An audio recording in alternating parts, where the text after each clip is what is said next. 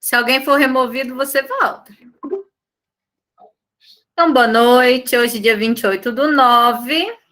Eu tinha esquecido de gravar nossa aula, né? Agora são 18h48 e a gente vai dar início à nossa correção. Lembrando que a correção das nossas atividades, na verdade, eu faço aquela revisão, né? Eu puxo desde lá do início até a parte que a gente está vendo agora e vou abordando, né? Vários tópicos importantes durante a nossa correção. Vocês viram que eu deixei para vocês postarem até ontem, como foi nosso combinado.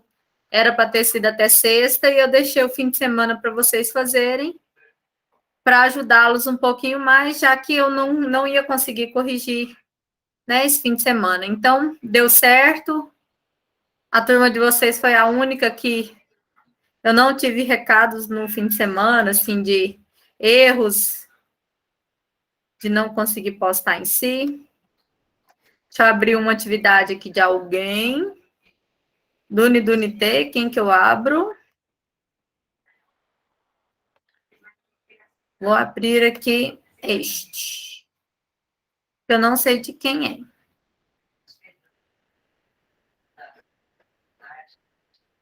Só um instante enquanto abre.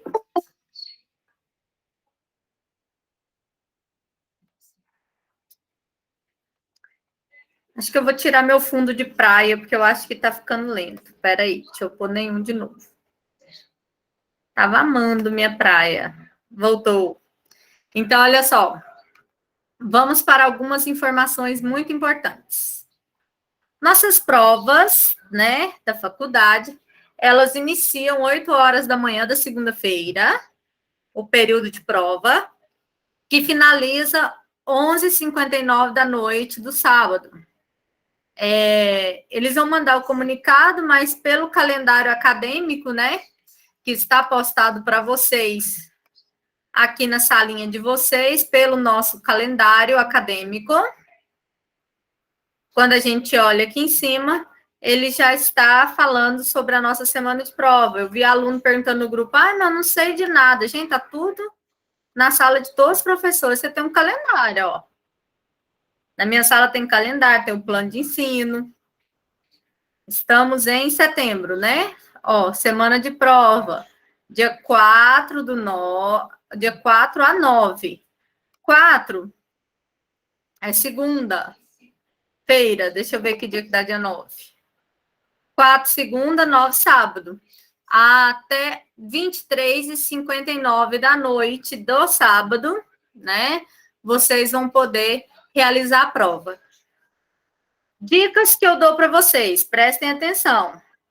Dicas muito importantes. Não deixem para fazer a prova outro dia. Se vocês têm a terça-feira para fazer a prova de micro, faz na terça. Vamos dizer que você deixa para quarta. Aí chega quarta-feira, você já tem outra, você está cansado, aí você deixa para quinta, você deixa para sexta. Aí chegou no sábado, acontece alguma coisa. E aí, na hora que acontece alguma coisa, o que vai acontecer? A gente não vai ter como, né? Nós não vamos conseguir, por exemplo, mudar a data para você. Você vai ter que requerer uma segunda chamada se você não conseguiu fazer. Então, evitem, né, os problemas. Sempre que deixa para a última hora dá problema, vocês sabem disso. A plataforma não entra, sua senha dá errada. Então, evitem fazer isso, tá? Tentem fazer na terça. Terça-feira que vem, eu vou entrar normal, como eu entro, só que você não precisa entrar. Você só vai entrar se você tiver dúvida quanto à realização do exercício. Vai que você está sem pacote de dados, vai que você não tem internet e eu não vou fazer você ficar obrigado a fazer a prova comigo aqui logado. Então, você só vai entrar em contato comigo caso você não entenda o enunciado de determinada questão. Agora, se você entrar, né, e falar, professora, essa resposta está certa, eu não vou te responder, né, porque aí já é a correção da prova, ok? Então, 8 da manhã da segunda até as 23h59 do sábado, que é dia 9. Certo? Então, deixa a terça-feira, marca na agenda aí que a terça-feira de vocês é comigo. Ninguém deixando a prova para fazer depois. Combinado, Ex? Sim, combinado. Combinado? E aí, pessoal, sobre as nossas correções, eu abri aqui uma atividade de alguém, que eu não sei quem. Opa. Não sei por que não abriu, deixa eu achar aqui, peraí.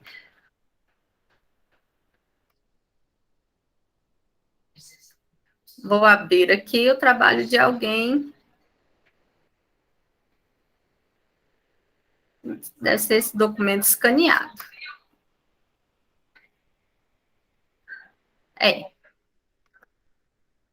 Gente, eu tô com astigmatismo. Aí eu tô achando tudo tão claro. Coloquei a lente, tá parecendo até areia no olho. Ó. Então, vamos lá. Primeira questão, a primeira parte que nós abordamos foram 5 questões, que foi na parte 1 e 5 questões. Oi. Alguém falou alguma coisa? Tá mostrando? Não, né? Não tá aparecendo, professor. Não tá apresentando. Ok, valeu. Vamos ver agora. E eu tava mostrando o calendário para vocês, ninguém fala nada para mim, né? Os bonitos. Eu tô mostrando aqui que toda plataforma tem um calendário aqui, entrei no calendário, tô mostrando a data para vocês, ninguém olhou para mim. Ah, não. Ajuda a sua professora. Ó. Então, nós tivemos 10 questões, 5 passadas numa aula, 5 na outra aula, e etc., né, que nós fomos fazendo aí nosso nivelamento. Lembrando que nivelamento é quando eu busco conhecimentos anteriores de vocês, né? Eu vou estar buscando vários conhecimentos anteriores de vocês para a gente tentar fazer com que a turma fique com conhecimento único, que seja pelo menos no mesmo parcela. Nós temos alunos aqui que nunca tiveram biologia, né, que tiveram na faculdade, no primeiro período e tal, e nós tivemos alunos aqui que já saiu do ensino médio há pouco tempo e está com a matéria fresquinha, por isso que a gente nivela, né? E aí a gente inicia com aquela pergunta: diferencie os seres procariontes dos seres eucariontes. Então, vamos relembrar? Todo mundo relembrando comigo? Pessoal, importante quem não fez anotar, né? Quem não fez, tem 12 alunos que não postaram essa atividade. Então, assim, anota para você poder estudar, certo? Já estamos na correção, Alice. Questão número 1, tá? Tá baixo, gente? O meu ou não? Tá beleza? Só para saber se é o meu que tá baixinho. Normal? Ok. Então, Alice, qualquer coisa você sai e entra de novo, se seu som não estiver dando certo. Então, olha só. Vamos lembrar, seres eucariontes e seres procariontes. Os seres vivos, eles são diversas formas, mas a organização da célula dele é o que separa em 2 grupos bem grandes. O primeiro grupo grande que a gente vai verificar são os grupos dos procariontes, que são seres que têm uma estrutura menos complexa do que os eucariontes. Vamos relembrar. Procariontes são aqueles seres que eles não têm o DNA, né, dentro do núcleo. O material genético dele é espalhado em toda a nossa célula. Já os eucariontes, eu tenho nos eucariontes, né, o núcleo muito bem organizado, com a membrana chamada carioteca ou membrana nuclear. Então, qual que é a pergunta? A pergunta foi diferenciar procariontes de eucariontes. A pessoa aqui, ó, errou, né? Colocou aqui, eucariontes são muitas células e procarionte apenas uma. Não é só isso, Na verdade, o que diferencia isso aqui, ó, é unicelular de pluricelular. Unicelular é apenas uma célula. Pluricelular são formados por várias células. Procariontes tem uma célula só, bactéria única. Eucariontes tem muitas células, mas na verdade a principal diferença de procarionte e eucarionte é isso aqui, ó. O eucarionte tem o núcleo bonitinho, certinho, que é essa membrana aqui, ó, da carioteca, né? Eu vou ter essa membrana aqui bonitinha. O núcleo fica dentro aqui, junto com o nucleolo, né? O DNA fica dentro do núcleo. E já a procarionte, eu não tenho a carioteca, eu não tenho a membrana nuclear. Eu não tenho núcleo e nucleolo. O material genético todinho disperso aqui no citoplasma, ó.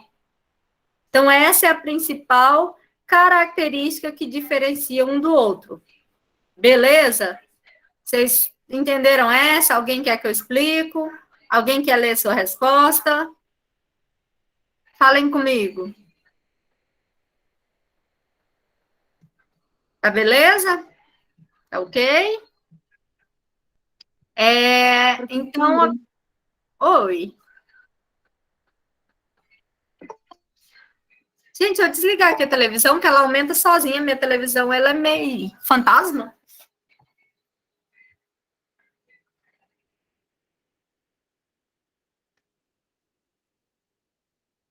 É igual no YouTube, quando você começa a dormir, vem uma propaganda e te assusta. Minha televisão. Então, vamos lá. Tá beleza? Ninguém quer ler? Todo mundo entendeu a diferença? Procarionte, então, aqueles seres que não têm um núcleo organizado e o DNA espaçado em todo o citoplasma. Eucarionte, ele tem um núcleo organizado com a membrana nuclear, tem núcleo, tem carioteca e o material genético dentro do núcleo, ok? Professor, eu quero colocar uma informação a mais. Procarionte, normalmente, eles têm uma célula e os eucariontes, eles têm mais de uma célula, mas lembrando que dentro dos fungos, tá? Eu tenho seres que são de uma célula só e eu tenho seres que são mais de uma célula. Então, isso não pode ser a diferenciação sozinha. 2. Explique o que são bactérias aeróbicas e anaeróbicas. Fale sobre a importância delas. Vamos lá. Na segunda aula que nós tivemos, eu falei para vocês sobre a Terra primitiva. Vocês lembram dessa aula? Segunda ou terceira aula nossa. Aquela aula eu mostrei para vocês uma foto, era uma figura. Terra primitiva. Naquela aula, eu mostrei para vocês aqui uma foto onde mostrava como era a atmosfera, né, daquele tempo. Então, o que que a gente tinha ali? Vários vulcões, muitos vulcões, vários e vários. Esses vulcões liberavam gases, né, com enxofre, com várias coisas. Tínhamos aqui uma água que ela vai liberar vários outros minerais, mas a gente vai ter principalmente o H2O, que a gente sabe que é a formação da água. Várias descargas elétricas, então, assim, eram vários raios, né, que caíam naquela época. Nossa, aqui tem uma casinha, gente, essa não é da atmosfera primitiva. Alguém desenhou uma capelinha lá no meio da atmosfera primitiva, do nada. Deixa eu voltar aqui. Aí, essa é a atmosfera primitiva, não tem casinha. E aí a gente tem esses asteroides, tudo caindo, que eu não tinha em si ainda a litosfera, estratosfera, as camadas em si. Então, nessa época aqui, eu não tinha o oxigênio sozinho, o O2 para respiração, né? Eu tinha aí o gás carbônico, tinha vários outros gases, mas não era encontrado. A princípio, o que era que era feito em si? A princípio, era feito um estudo onde as bactérias seriam anaeróbicas, são aquelas bactérias que não precisam do oxigênio para sobreviver. Lembra que ela tem uma respiração anaeróbica. E aí eles viram que os primeiros seres que surgiram foi dentro das águas, dos mares, da atmosfera primitiva, né, aqui dentro. E esses seres, eles surgiram a partir dessa atmosfera, mas que não precisavam do oxigênio para respirar. Com o passar do tempo, né, com as descargas elétricas e etc., né, o oxigênio foi ficando mais abundante e começaram a ter, né, organismos aeróbicos, que são aqueles que respiram a partir do oxigênio. E a partir desse oxigênio, eles começaram a respirar, e eu tive a diferença aí dos seres anaeróbicos dos seres aeróbicos. Então, em poucas palavras, vamos ver o que o aluno escreveu. Bactérias aeróbicas são as que precisam de oxigênio para viver, e anaeróbico não precisam. Vocês podem melhorar sua resposta. Você pode falar que a energia dele veio a partir da respiração anaeróbica ou de reações químicas. Você pode falar que a energia dele veio a partir da respiração aeróbica. A Ellen colocou aqui, ó. Bactérias aeróbicas são importantes, são micro-organismos que obtêm energia por meio de reações químicas com oxigênio. Assim, ela se multiplica e inibe o crescimento de outros micro-organismos. Também tá, só tá mais difícil, mas se você entendeu, tá ótimo, ela tá bem completinha, tá? Uma coisa que eu queria pedir para vocês. Eu entrei para corrigir algumas, eu abri algumas. Quando eu coloco aqui, por exemplo, ó, deixa eu entrar aqui no Google. Eu entro aqui no meu Google normal e eu colocar aqui bactérias anaeróbicas e aeróbicas, a primeira coisa que aparece para mim normalmente ou é o Wikipédia, agora aparece um tal de Microbiol, Portal de São Francisco, UOL Escola e etc, né? A Wikipédia não apareceu aqui, mas ela aparece como o primeiro aqui. Não sei por que ela não apareceu. Uma coisa que eu preciso de falar para vocês hoje, neste momento, por favor. Presta atenção. Wikipédia, wiki significa que ele é formatável, ele é editável. Se eu quiser entrar lá agora e eu mudar o que é aeróbico para anaeróbico e mudar lá o conceito, todo mundo que pesquisar pela Wikipédia vai errar nos próximos anos. Então, o Wikipédia não é site confiável para pesquisa. Ele é o primeiro que aparece, porque quase todo mundo pesquisa nele. Mas se eu quiser sacanear e mudar alguma coisa lá, eu consigo mudar e várias informações vão começar a vir erradas. E isso acontece com essa parte de aeróbico e anaeróbico. Quem tirou da Wikipédia está errado, tá? Lembra que eu falei? Busque em site científico, não busca Brasil Escola, não busque outro. Como que eu sei qual site que é científico, professora? Tenta buscar algum relacionado a faculdades. Por exemplo, aqui, ó, quando você abrir, tem um primeiro aqui que é da USP, quer ver? Aqui, ó, ICB USP. Aí, se você descer um pouquinho aqui, vai estar o FRJ, o FGS. Então, tentem buscar documentos que eles são relacionados à instituição do ensino superior. Às vezes, não está errado, mas sabe o que pode acontecer? Você pesquisar e ele está numa linguagem para uma criança. Tipo assim, ele está com linguagem de aluno de quinta série. E, na verdade, vocês já são em ensino superior. Então, cuidado. Não pesquisar na Wikipédia, combinado? Tentar evitar esses problemas aí. Aí, a gente continuando, né? Você pode colocar, então, que as bactérias aeróbicas, né? Elas são essas bactérias que são tem a respiração a partir do oxigênio, a respiração a partir do oxigênio, a anaeróbica não, e elas precisam, né, de reações químicas para sobreviver. Só que, por exemplo, esse aluno aqui já errou, ó. Aqui eu peço, fale sobre a importância delas. Ele não pôs a importância, ou ela, né? Qual é a importância disso? Então, a importância das bactérias aeróbicas e anaeróbicas. Alguém fez? Alguém quer ler? Alguém quer ler essa parte? Professora, eu posso ler? Lê para mim, Melissa. Professora, se estiver errado, você pode me corrigir, viu? Na hora. Nossa, se você passar uma atividade, eu vou ficar muito triste, professora. Mas tudo Pode bem, ir. estamos tentando. Diferencia os seres procariontes e eucariontes. Os seres procariontes caracterizam-se por terem uma estrutura simples e a ausência de núcleo. Eucariontes têm um núcleo definido e uma estrutura complexa. Vamos para 2. Fala Quer que eu 2. leia A 2. Explique o que são bactérias aeróbicas e não aeróbicas. anaeróbicas. Fale sobre a importância delas. Aí eu fiz até uma setinha.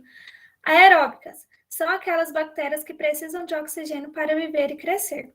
Anaeróbicas é aquelas que têm dificuldade de viver ou crescer na presença de oxigênios.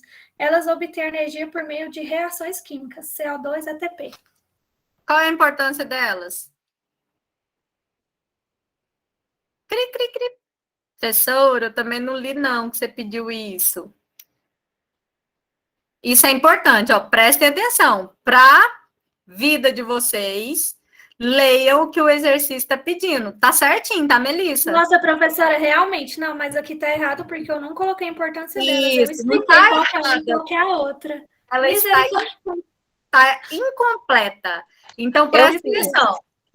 Se na prova eu peço para você 3 coisas numa pergunta só, vocês têm que me responder as 3 coisas, porque uma vale 0,3, o outro pedacinho de 0,3, o outro pedacinho de 0,4.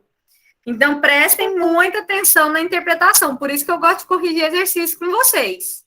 Que eu puxo a orelha no que vocês estão errando. Então, prestem atenção no que eu peço no enunciado do exercício. Muitos de vocês fizeram genética comigo semestre passado e erravam nisso. Lembra que teve exercício de genética que eu pedi para vocês falarem sobre a importância, ou foi histologia que vocês fizeram semestre passado?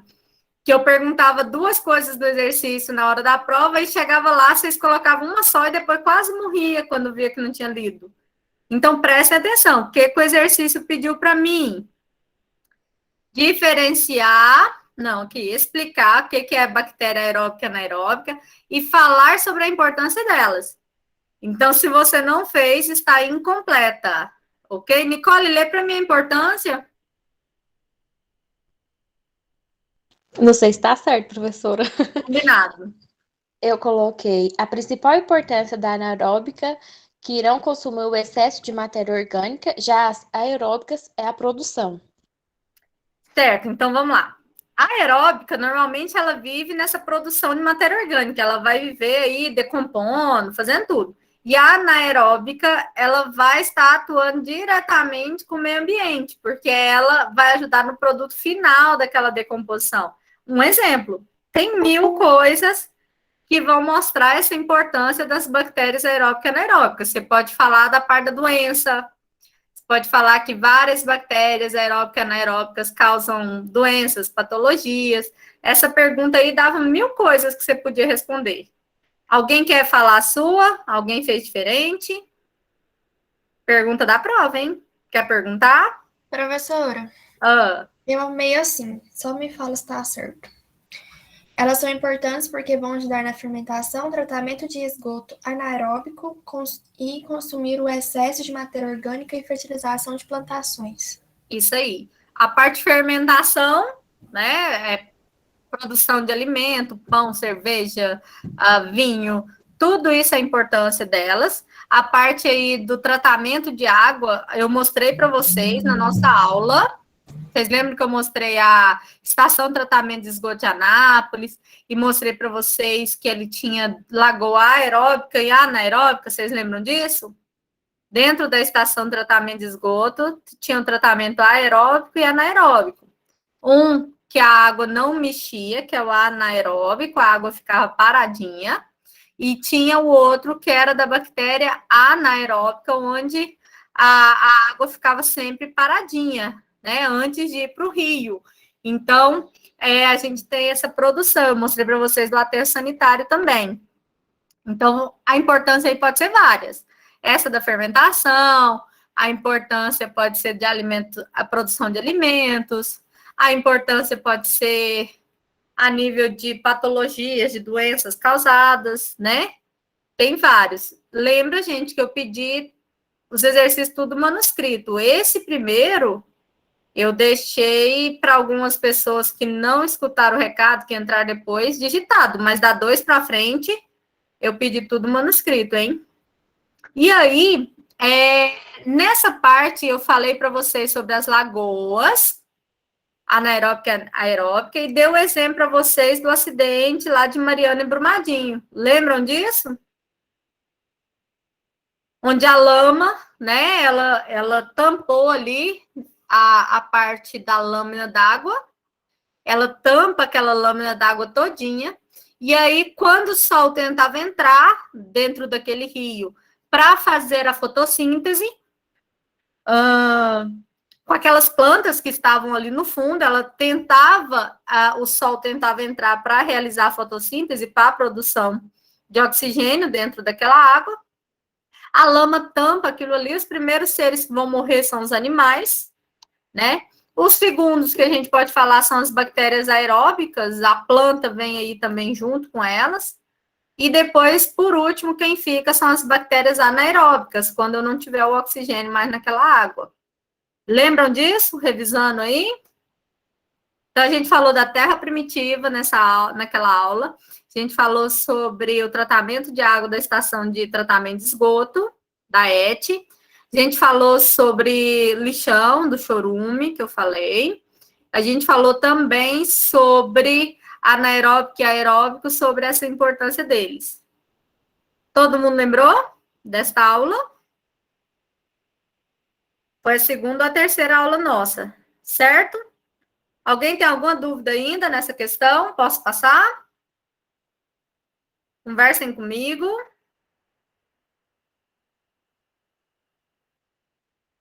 Fala comigo, bebê. Pode passar. Vou passar?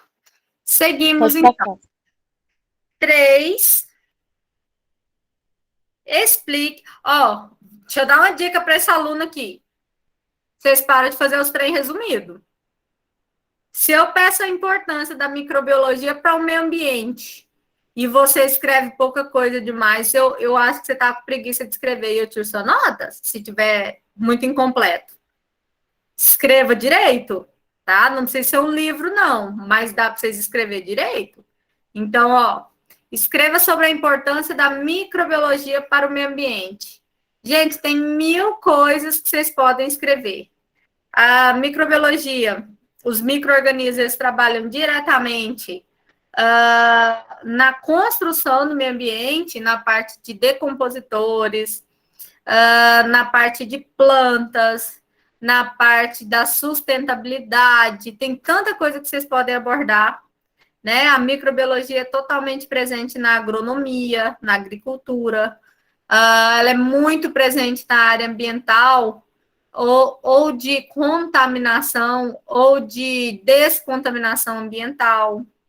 Então, essa era muito aberta, vocês podiam escrever várias coisas. Alguém pode ler para mim uma dessas? Para o meio ambiente?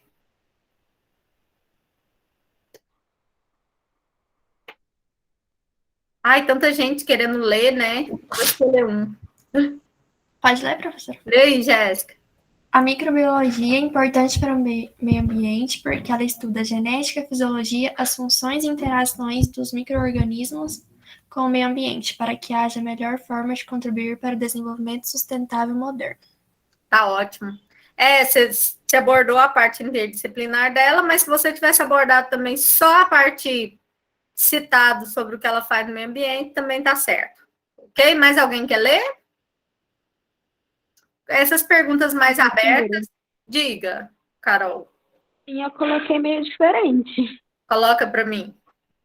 Coloquei que através da microbiologia descobrimos o que está afetando o solo, quais micro-organismos estão afetando a composição da água, na fermentação de alimentos e na evolução humana.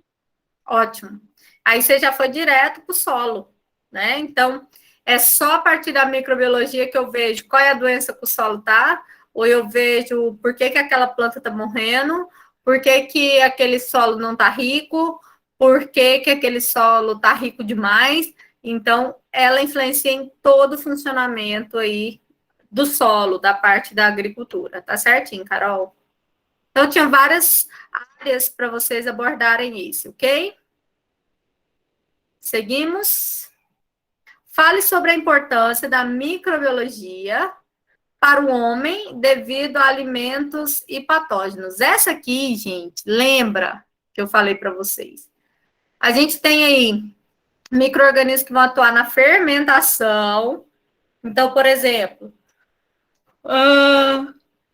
produção de pão, produção de bolo, produção aí de vários alimentos, produção de matéria-prima, tudo, a parte da fermentação ela entra, né?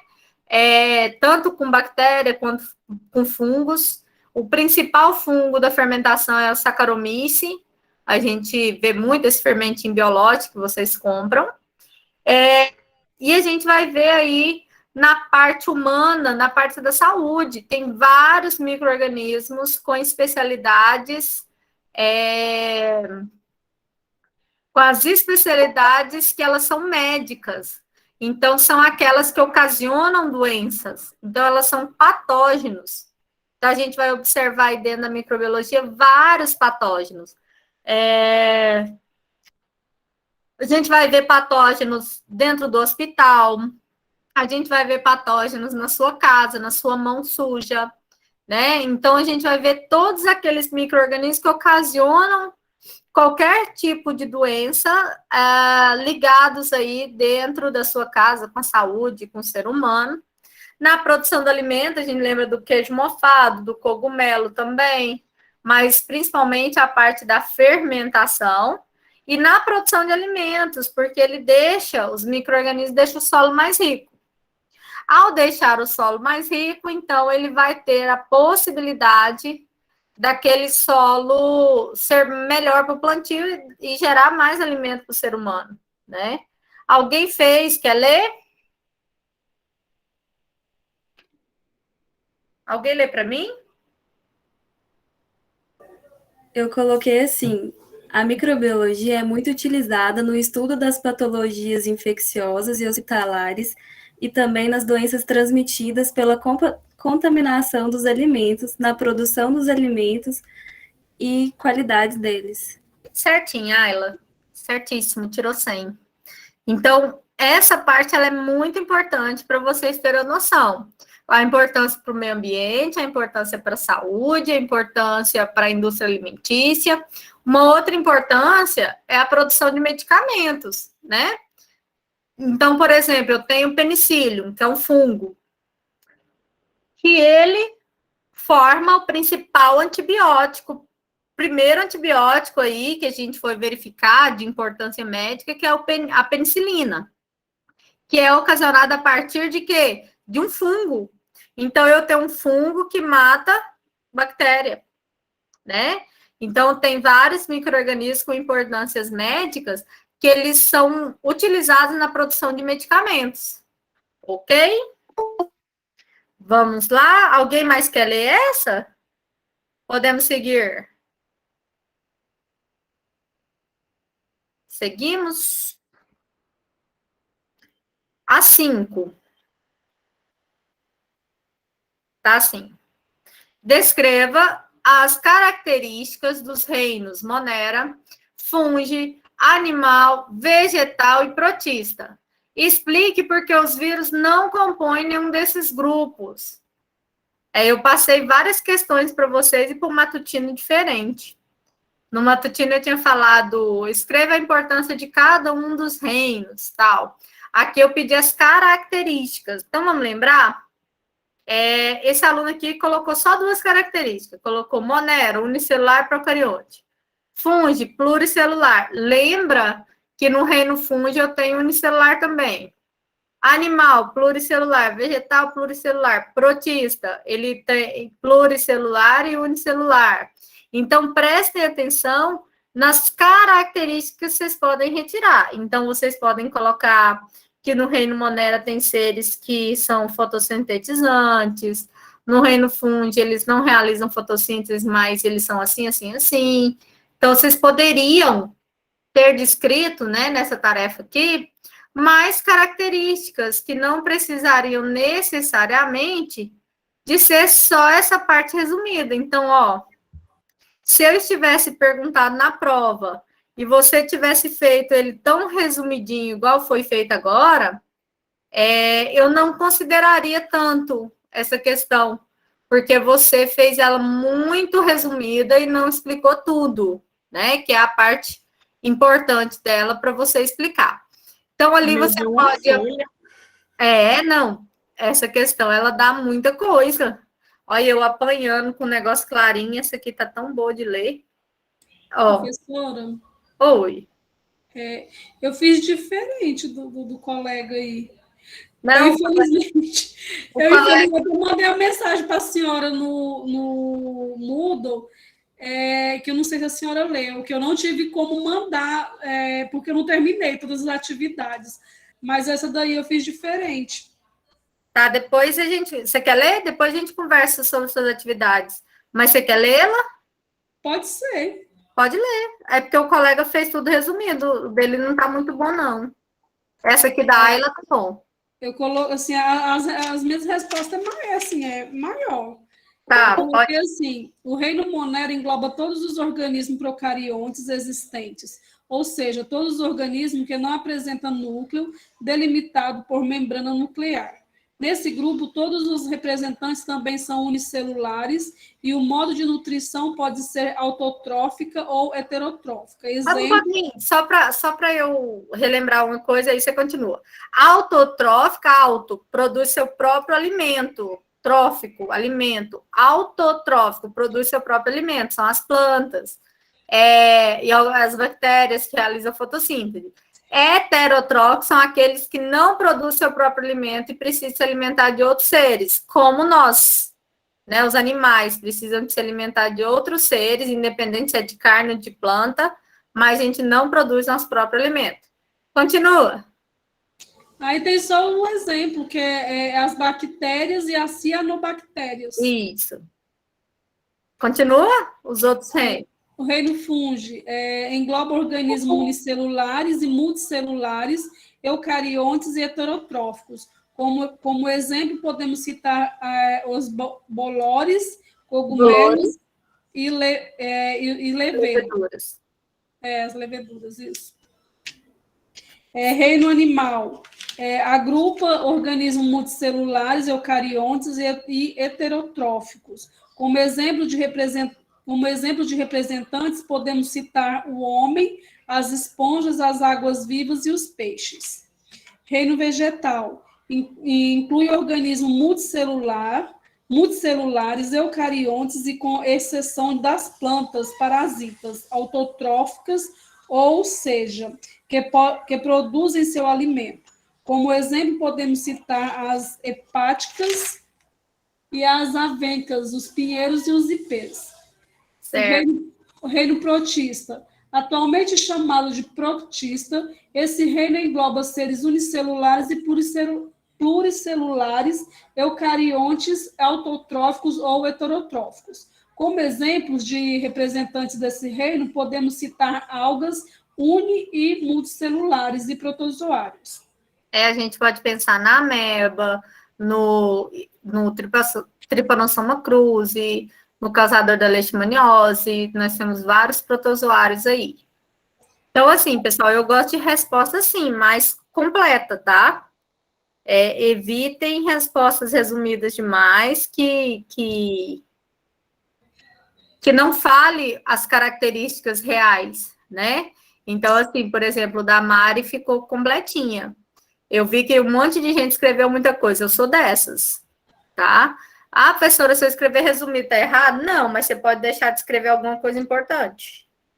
Então, a dica que eu dou, não precisa ser 10 livros. Se você chegar no site da Wikipédia e copiar para mim aquele texto inteiro, você também perde nota. Tem gente que dia de prova copia até o link, gente, o hiperlink do Wikipédia, vê aqueles risquinhos embaixo. Então, preste atenção, faça pelo menos com as suas palavras, arruma o texto, não copia e cola lá, não, pelo amor de Deus. Combinado? Então, tá correto. Vamos para a próxima? 6. Explique o que são antibióticos, fale sobre o que é a penicilina e a importância dela para a medicina. Ó, tem 3 perguntas numa só. Então, vamos lembrar. Eu tenho antimicrobianos, que são medicamentos para micróbios, para micro-organismos, que eles são de vários espectros. Eu tenho aquele que é antifúngico, antibiótico e etc. O antibiótico, eles são aqueles utilizados especificadamente para bactérias. Então, os antibióticos, eles vão ser essas substâncias que vão estar inibindo a multiplicação das bactérias. E aí, outros, eles quebram a parede celular da bactéria e levam à morte daquela bactéria. Então, ele mata a bactéria. Então, eu tenho antibióticos que vão matar essa bactéria e outros vão só inibir a multiplicação e ela vai morrendo aos poucos sem alimentação. A penicilina é um dos antibióticos que foi descoberto a partir de um fungo que ela impactou aí gerações e gerações. Vocês imaginam, 1928, perto da Segunda Guerra Mundial, né?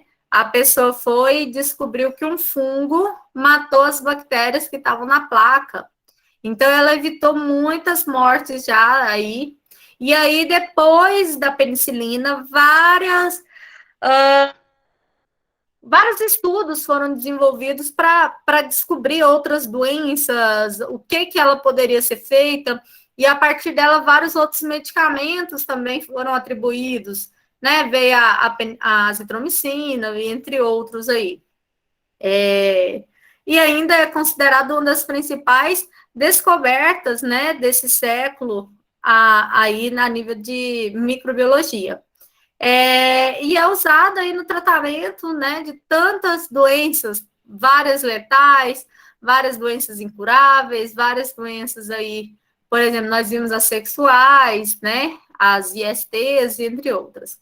E a penicilina, ela mostra para os cientistas que várias bactérias, elas conseguem, você consegue matar essas bactérias, e a partir dele, essa importância para a medicina faz com que laboratórios tentem estudar novas substâncias, novos antibióticos, mas ele faz também com que toda essa questão de tentar falar sobre novas doenças, ele começa a descobrir, começa a surgir novas cepas a partir dessa penicilina. Alguém fez diferente? Alguém quer falar? Professora, diga. Eu sou técnica de enfermagem, tem 17 anos que sou técnica de enfermagem. Antigamente, quando eu comecei, eu lembro que os médicos, para qualquer coisinha, até uma unha encravada, passava a bezetacil, isso. Hoje a gente não vê mais. A bezetacil, hoje a bezetacil é passada só em casos de doença sexualmente, quando é postinho de saúde, né? Na verdade, Mari, sabe o que acontece? Hoje não se aplica mais na farmácia, na drogaria. É proibido, né? Antigamente era muito fácil, eu chegava lá e falava que eu estava com dor de garganta, o povo me aplicava bezetacil. Verdade. Era muito fácil, mas dói, gente, pelo amor de Deus. É igual a citoneurin, que é da vitamina B, o complexo de vitamina D. Parece que vai entrando assim, ó, vai queimando tudo. Verdade. A bezetacil, ela dói. E, Mari, o técnico, antigamente, ele ficava lá no hospital e ia aplicar, e não era nem no soro, tinha que ser na bunda, né?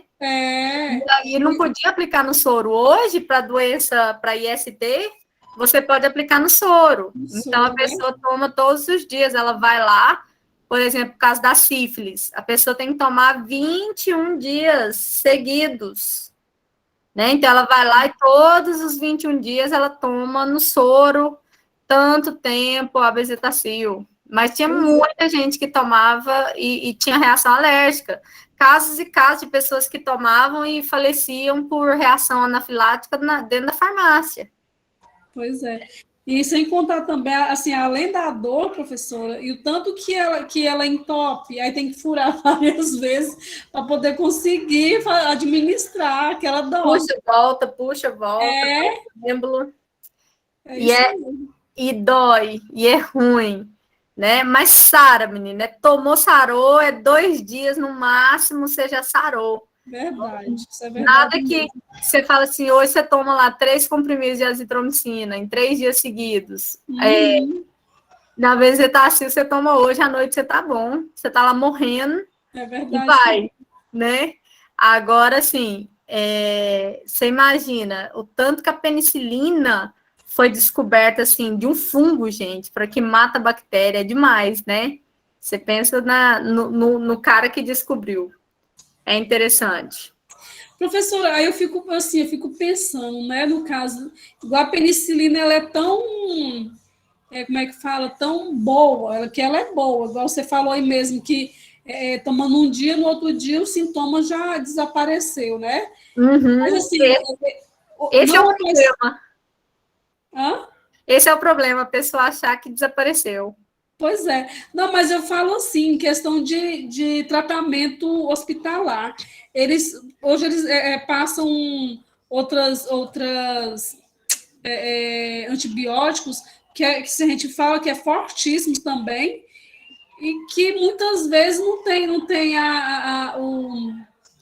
como é que fala? Não, assim, não tem eficácia. O efeito que a gente espera, né? Mas, na verdade, Mari, é porque a penicilina, a primeira, a bezetacil, ela teve muita reação, né? A princípio, por que ela não é aplicada mais em farmácia, em drogarias, né? Pela quantidade de reações que ela dava no cliente, no paciente. Então, tem vários outros medicamentos foram criados a partir da penicilina. Então, às vezes, você está lá, eles estão aplicando para você um outro medicamento, mas se você olhar qual é a composição, é a penicilina, só que não tem esse nome. Não é em si a bezetacil, ela é outra. Se você tomar peloxicam, você vai tomar aí outros antibióticos fortes, cefalexina e tal, você olhar lá a composição, você vai ver. Muitos deles são a base da penicilina, só que ele não chama bezetacil, ele chama outra coisa, entendeu?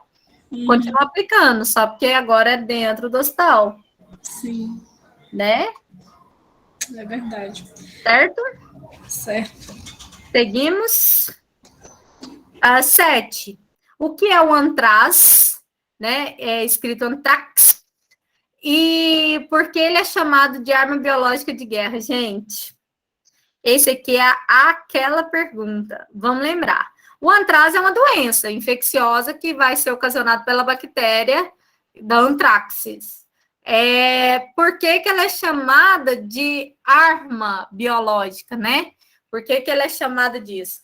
Gente, vocês lembram que eu falei para vocês que eu posso desidratá-la e deixar ela armazenada num local, igual no envelope, anos ali, e ela entrar em contato com a respiração e ela reativar, né? A gente tem aí os esporos dela lá guardadinho e depois ela reativar, ir para o sistema respiratório, ou inalar, ou ingerir, e a pessoa vai ter aí problemas sérios de saúde. Então, a gente observa, né, o antraz como a guerra biológica, porque já se sabe que vários países, né, já fizeram vários estudos, que vários países, eles começaram a fazer os estudos com antrax, né? Aí, lá perto do ano de 2010, mais ou menos, eu não me lembro a data certa mais, foram encaminhadas cartas para todos os consulados dos Estados Unidos no mundo. e várias pessoas morreram, porque dentro dessas cartas tinha um antrax. E aí eles foram fazer aqueles estudos, né? Se você assistir aí Falcão, aquele filme do helicóptero que cai lá na África, se você assistir outros aí da Guerra Invisível e tal, você vai ver que vários eles tentam mostrar que alguns países, por exemplo, China, Estados Unidos, Rússia, Japão, a gente tem indícios que eles poderiam ter essa bactéria armazenada para uma possível guerra biológica aí na frente, né? Então, assim, a gente observa muito sobre tudo que passa na televisão, mas eles falam que eles não têm esse armazenamento. Outros falam que só tem para estudo de um possível medicamento e tal. Mas sabe-se que numa guerra onde o antrax fosse liberado, várias pessoas morreriam, né? Porque não veria que a bactéria está ali. Então, por isso ela é chamada de biológica, que ela atua no sistema daquela pessoa, naquele organismo, e possivelmente ela não vai ter uma atuação, por exemplo, uma bomba explodindo e tal. É diferente, é por dentro. Certo? Todo mundo entendeu essa? Alguém quer falar sua resposta? Silma, quer falar a sua?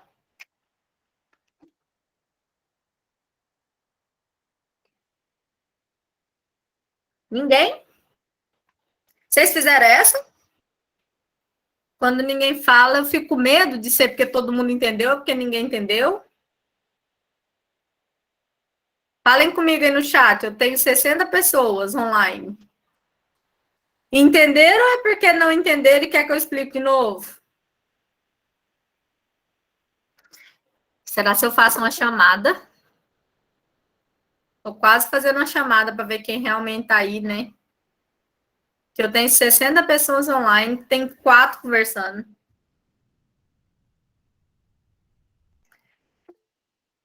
Ah, 2 falaram a mais, 3. Será? Adriana Batista, cadê você? Alice falou.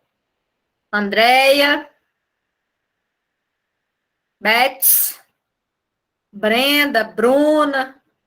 As Camila da vida. As Giovanas, Giovannes. Os Jota. Ai, que bom, achei que eu estava abandonada. Né, os R's. O Alisson, cadê tu? O Alisson deve estar jantando na hora da aula, né, o Alisson? O Alisson deve estar, ó, comendo. Então, olha só, que bom ver vocês por aqui. Então, bora continuar. Vai que vocês não estão aí, né? 8. Fale somente sobre 3 momentos da história que você vê, né, a importância da microbiologia, o uso dela, tanto faz. Então, essa era muito aberta. Você podia falar aí da descoberta do microscópio, teve gente que colocou.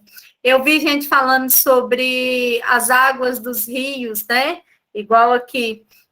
Ela colocou, mas teve gente que falou sobre a limpeza do rio Tamisa, teve gente que falou sobre a sujeira do rio Ganges, que é aquela aula que a gente falou.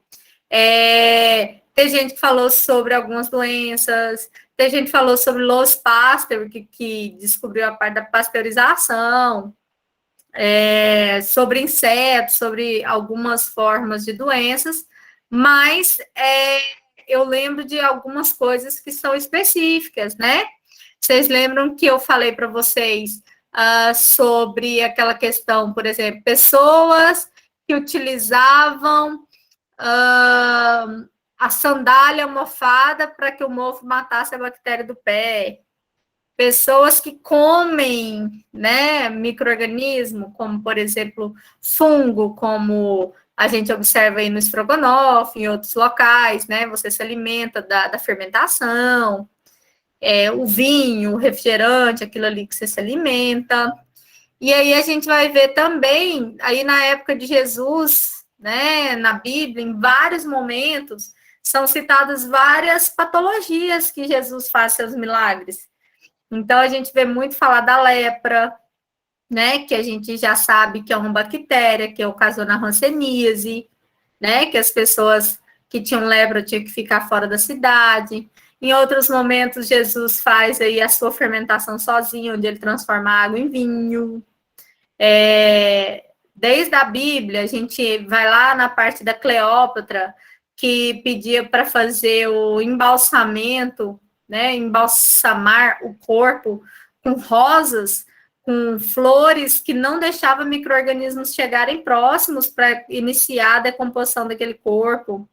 Então, o embalsamar de antigamente, ele era um óleo balsâmico com plantas que não deixavam esses micro-organismos começar a fazer a decomposição. Olha que interessante, hoje é com formol, né?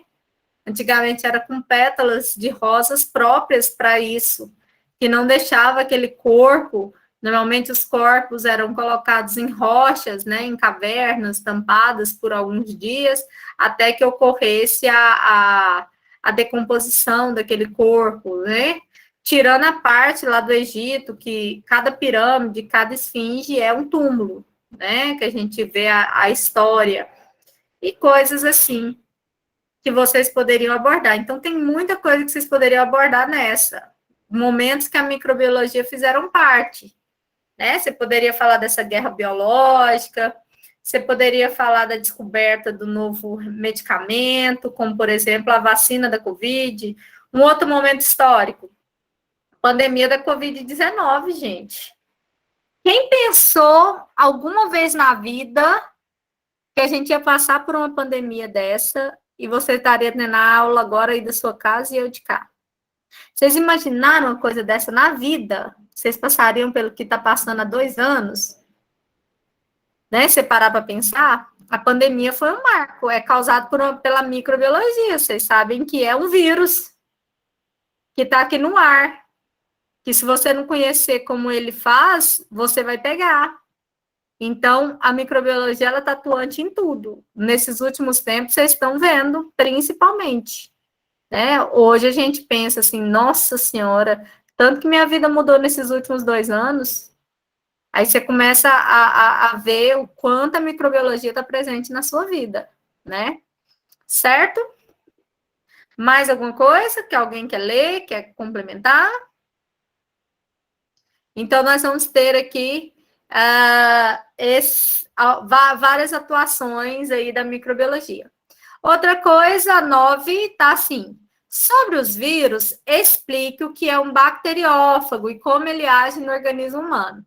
Então, vamos lembrar, o bacteriófago é um tipo de vírus que ele vai infectar a bactéria. Um desenho que eu fiz para vocês no Paint, que eu coloquei uma célula animal e coloquei uma bactéria. E perguntei em qual que, que o vírus chegaria. Né? E o vírus, ele escolhia aquele vírus bacteriófago, porque ele tenta parasitar a bactéria para que ele se multiplique ali dentro. Então, quanto mais ele parasita a bactéria, mais ele se multiplicaria. Então, um bacteriófago... Peraí, que eu não sei, cadê? Aqui. Bacteriófago. Fago significa alimentação, né?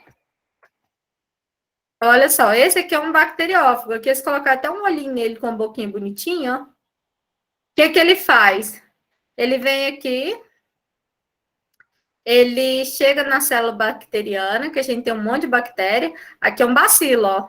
Pode ser um lactobacilo do leite que você tomou. Ele chega aqui, coloca a parte da estrutura dele aqui, as patinhas, que não é pata.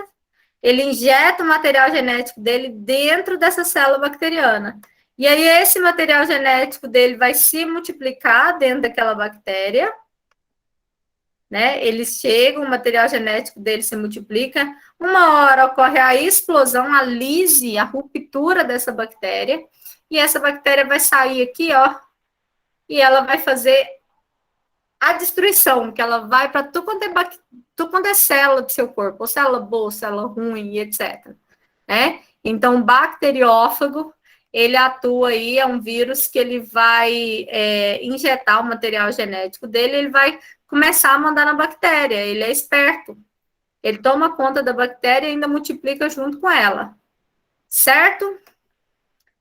Então, ele controla ali as bactérias. E a questão número 10, o que é o coquetel do AZT para a AIDS? Explique a ação dele no organismo, né? E como que ele atua, né, nesse evitando o aumento da AIDS, do HIV no organismo. Então, só para vocês lembrarem, o AZT, ele é um coquetel de medicamentos contra o vírus da AIDS, que é o HIV. Então, ele tem aí vários medicamentos, mas a gente chama de retrovir, né? Porque o que ele faz? Ele inibe a multiplicação da enzima da transcriptase reversa e ela não deixa com que essa enzima se consiga transformar lá o DNA, o RNA em DNA e se multiplique na célula. Então, ele tenta evitar. O principal nome que vem do AZT é a azitodimidine, que é o AZT, né? Ele é um conjunto de medicamentos, aqui dentro eu tenho esses retrovirais, onde as pessoas que são soropositivas, elas tomam para que a AIDS em si não se desenvolva, né? Existem vários. É chamado de coquetel porque são vários medicamentos juntos que a pessoa toma, né? E aí, em alguns casos, o AZT também se torna necessário, como, por exemplo, nós que somos profissionais da saúde, principalmente a galera aí da enfermagem, que está mais próximo, mas, por exemplo, a galera da nutrição, que for trabalhar com sonda, galera da farmácia, que for aplicar injeções, onde você se perfura, tá, com sangue, algo que tenha sangue ou secreção contaminada, e na hora que ocorre esse acidente, pérfuro cortantes, ou que seja em episódios, por exemplo, como aquele que eu falei para vocês, do House, onde um paciente vomita, né, vomita não, cospe sangue na hora da hemorragia e voa no rosto da médica, e essa paciente, ela era soro positivo, e foi no olho dela o sangue. Então, ela tem, essas pessoas têm que ir lá e tomar no hospital, né, o seu coquetel de medicamentos para evitar que ocorra essa transcriptase e que esse vírus se desenvolva. Então, a menina ou um homem que for vítima de estupro, quando ele é denunciado naquele dia, a pessoa foi vítima, ela vai à polícia, ou a polícia leva ao hospital, faz lá o corpo de delito, faz toda a verificação e leva a pessoa para tomar o coquetel, né? Porque não se sabe quem foi que a violentou e tal. Certo? Deu para entender? Alguma dúvida sobre isso? Fechou? 1 hora para eu corrigir um exercício. A gente tem 4. Eita, tem que falar mais rápido. Alguém tem alguma dúvida quanto a essa? Sim ou não? Não? Aí, pessoal, quando a gente falou sobre essas questões de atmosfera primitiva e tal, a segunda aula que eu dei não foi sobre ST. Eu falei, na verdade, sobre a COVID, né? Eu falei para vocês sobre a COVID, sobre tipos de vacina, eu falei para vocês sobre as cepas da COVID, eu falei para vocês sobre formas de contágio dela, de várias formas. Então, quando eu pedi para vocês fazerem a pesquisa, eu não vou ler uma por uma, tá certo? Dessas questões aqui agora na aula, mas só para a gente recordar, né? A pesquisa da COVID, ela é muito importante, porque é o que vocês estão passando no dia a dia. E você fala para mim assim, professora, mas a COVID é algo que está falando na televisão o tempo inteiro. Beleza. Qual que é o nome da cepa do Brasil? Quem sabe? Hã? Qual que é o nome daquela cepa dos vírus aqui no Brasil? Qual que é o nome da cepa que veio da China? Qual que é a diferença do alfa, beta, gama e etc. Então, assim, Eu preciso que você tenha uma noção para que para que vocês, no mínimo, não passem vergonha, né? Porque, na verdade, se você não estuda e alguém te faz perguntas que acha que você é da área da saúde, tá lindo, aí a gente vai ter um problema. Então, quando eu falo que a vacina, o tipo é gama, eu tô falando da do Brasil, que é a de Manaus. Quando eu falo que a variação é a delta, eu tô falando da Índia, que é a que mais contamina, a mais contaminante. Quando eu falo que os Estados Unidos agora surgiu uma maior que a Delta Plus é dos Estados Unidos. Quando eu falo da Lambda, é a que surgiu agora no Peru, tá? A Lambda tá matando também. Quando eu falo da Beta, é aquela da África do Sul. Quando eu falo do tipo Alfa, é o encontrado aí no Reino Unido, que são as primeiras que saíram. Então, essas aqui são as variantes mais comuns no mundo. Quando a gente fala de vacina, eu quero que vocês lembrem que não tem diferenciação, porque a AstraZeneca, a Pfizer é melhor. Na verdade, vacina boa é vacina no braço. Qual que é a diferença? Umas eu vou ter reações maiores. Por que eu vou ter reação maior? Se alguém te perguntar, né? A Coronavac, por exemplo, ela é o vírus inativado, é o vírus inativo.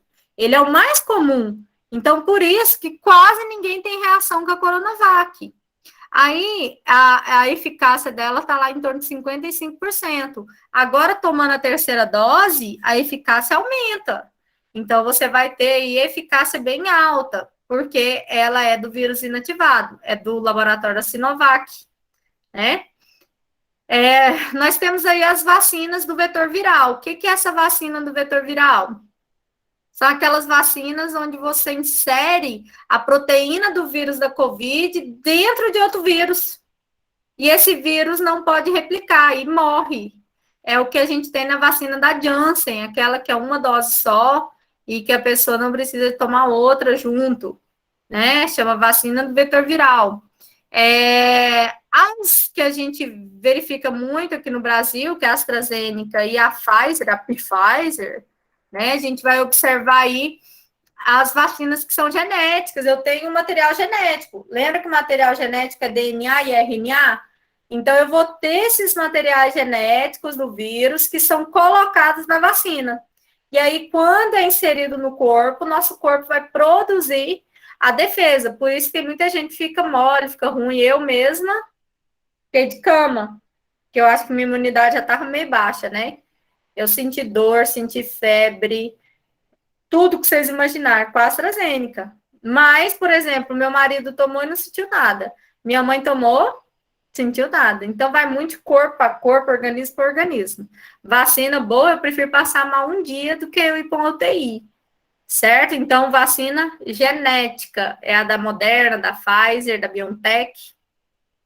E a vacina proteica, que é a da Novavax, que é uma que não tem aqui no Brasil, não é aceita no Brasil, é quando você pega pedacinhos do vírus, faz essa vacina e é colocado no organismo. Então, na pergunta que eu fiz para vocês, eu perguntava quais eram as vacinas, né? As 4 principais aí do Brasil. Então, é a Coronavac, produzida aí pelo Butantan ou pelo Sinovac, a AstraZeneca, que é pela Oxford, lembrando que no Brasil ela tem a representante que é a Fiocruz, né? A Coronavac é o Butantan, tanto que eles já estão tentando produzir a vacina brasileira, que é a Butanvac, a Pfizer, né? Que é da BioNTech, a Janssen, que é do laboratório da Johnson & Johnson. Então, nós temos essas principais vacinas aqui no Brasil. Quando a gente fala de prevenção sobre a Covid, tem coisa demais, vocês estão cansados de saber que passa na televisão que você tem que fazer. Primeira prevenção, cuidar com as suas mãos. A mão, você passa no rosto, você passa na boca, você passa na cabeça, você passa em tudo quanto é lugar, você pega no corrimão, você aperta o botão do elevador, e aí vai. Então, a mão, né, a higiene dela, com sabonete, com álcool, com desinfetante, etc., né? Evitar tocar no nariz, boca, mãos e etc., né? Evitar contato com as pessoas, aí entra o isolamento social, que já se sabe que tem que ter no mínimo 1 metro de distância, e que o isolamento faria com que essa doença não se multiplicasse tão rápido, né? Cobrir boca e nariz com a máscara ou com lenço de papel, mas a gente sabe que você não vai ficar com o lencinho o tempo inteiro, então precisa da máscara. Evitar compartilhamento de pratos, roupas, lugares, né? Então, por exemplo, você está no local. Um exemplo, eu fui no Detran. Cheguei lá, tava aquela fila, que tanto de gente, e uma pessoa sentou lá na cadeira, e ela toda suada, e eu olhei, aí depois foi minha vez. Aí o moço falou assim, pode se sentar? Eu falei, moço, eu posso ficar em pé? Aí ele falou, pode. Aí, você tá com medo da cadeira, tá com Covid? Aí eu falei, tô. Aí ele foi lá e bateu álcool na cadeira. Tudinho, né? Aí eu falei, agora deixa eu secar para a próxima, que a próxima era uma senhorinha que estava atrás de mim. Mas tem coisa que você pode evitar, você pode ficar em pé um pouquinho, né?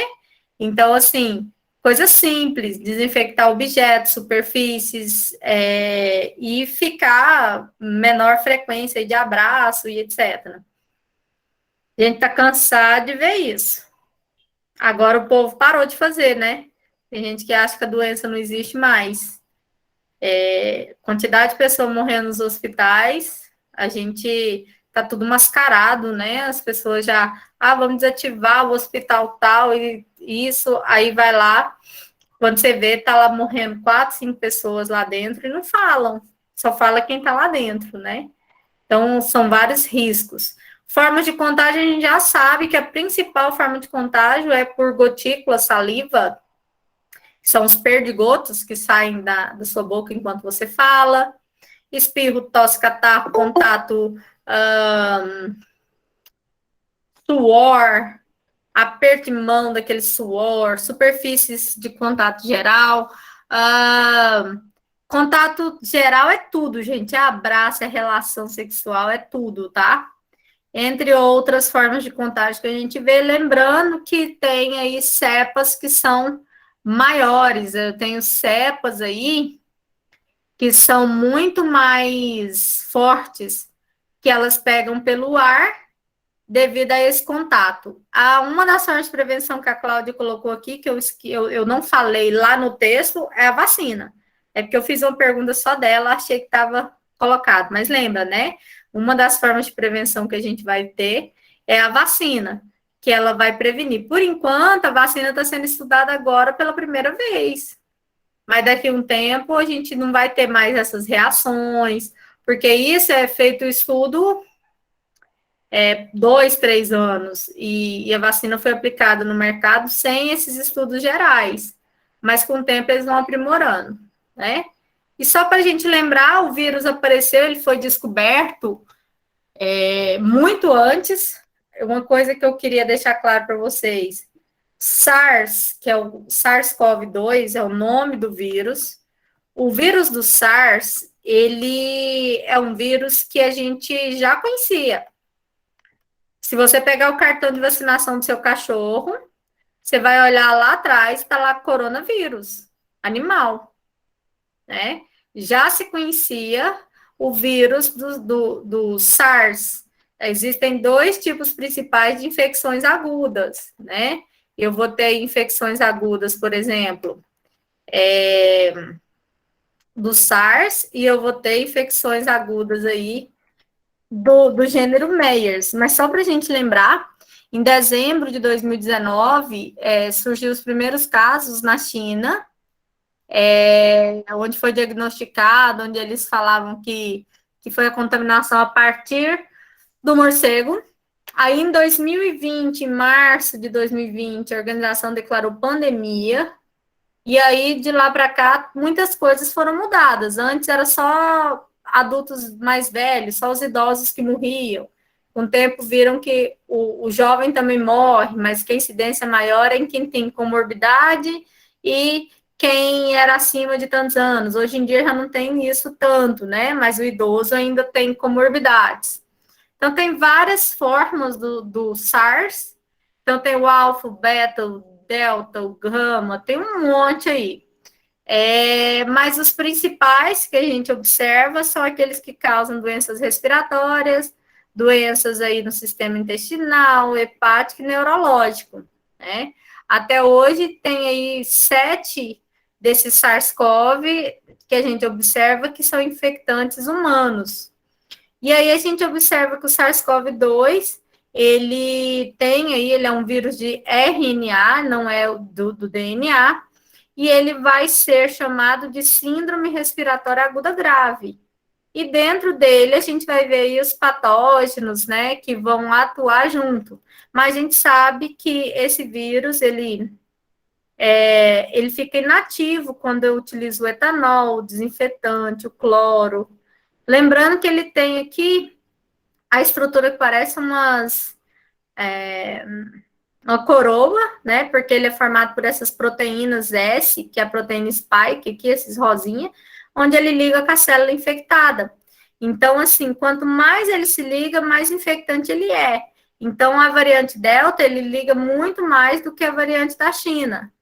E aí a gente vai ter, né, essa ligação, onde ele vai ocasionar doenças sérias aí, tanto no pulmão, ele vai ocasionar doenças sérias aí no coração, trombose, renal, hepática, gastro, dermatológica, tem muita gente tá perdendo aí cabelo, tendo outros problemas dermatológicos.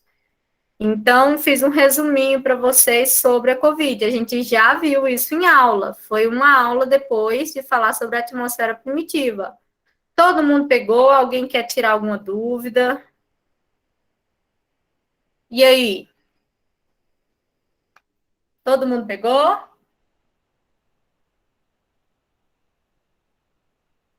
Vamos lembrar uma dúvida que surgiu hoje na aula de manhã, que vocês não falaram nada. Vocês viram que a Organização Mundial da Saúde, não, a Organização Mundial da Saúde não foi ela, que a Anvisa, né, falou que a vacina, os órgãos de saúde do Brasil falou que a vacina pode ser dada próxima à vacina da gripe. Até então, tinha um protocolo, você ficar 15 dias, um mês entre uma e a outra, sem você poder tomar, para que desenvolvesse, né? Eu esperei 15 dias, mas se você está gripado, você tem que esperar melhorar tantos dias. Então, sempre teve vários protocolos. Na verdade, quando você toma vacina, você não pode estar doente, você não pode estar imunodeficiente, né? Então, por isso, não era aconselhado tomar próximo, porque se você tivesse com a doença, ela iria aparecer. Mas, nesse novo protocolo, você pode tomar. Acredito que eles ainda vão mudar esse protocolo. Vai aparecer uns casos aí de reação. Mas, por enquanto, não precisa. Eu falo para vocês esperar pelo menos uns 10 dias, né? Mudou esse protocolo. Alguém ia fazer uma pergunta? Sumiu aqui o nome para mim? Pergunte.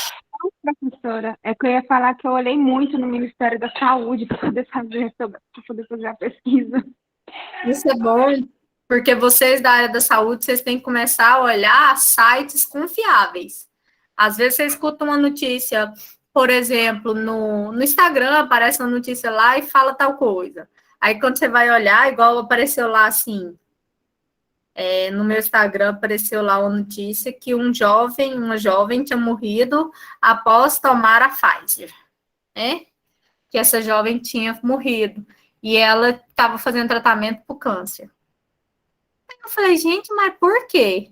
Entrei para estudar, aí estava lá, assim, uma outra reportagem de outra coisa, então, assim, era uma fake news. Depois eu vi essa mesma reportagem no jornal, né, na BBC. E aí, quando estava passando lá, eles falaram que essa menina, ela tinha feito quimioterapia e tal, e ela teve uma reação a partir do quimioterápico. Ela teve uma reação, mas ela não morreu em si da vacina da Covid, né? Então, tem coisas aí além disso. Alguma dúvida, gente?